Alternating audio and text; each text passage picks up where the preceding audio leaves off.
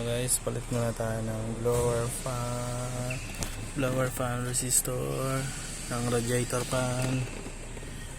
Medyo shit nga lang siya kasi yung tornilyo niya andito sa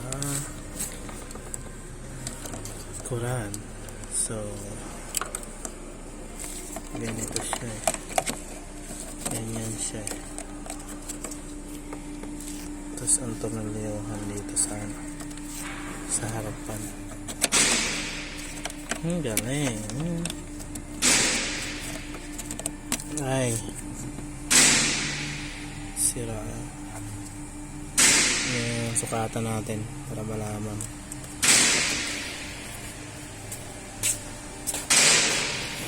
Ito yung sira guys. Ito yung X. Ito yung bago.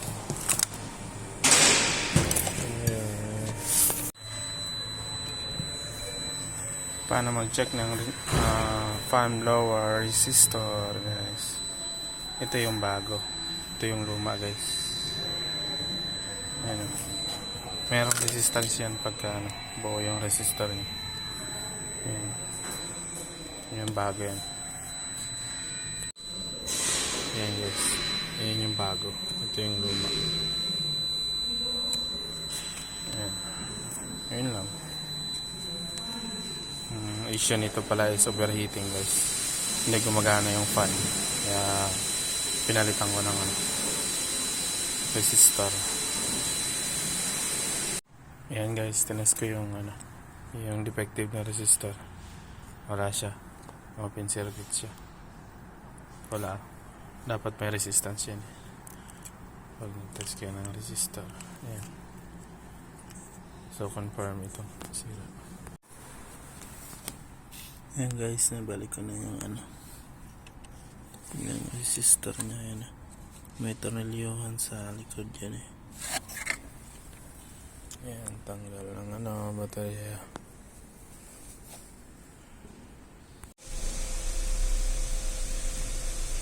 Ayan na guys,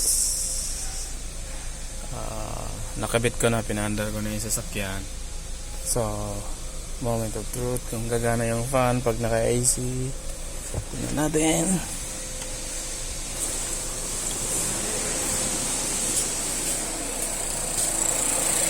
Ayan na guys, nakabit ko na yan. Nagbi-bleed na lang ako ng kulang. Tingnan natin yung fan. Ayan, gumagana na. Excited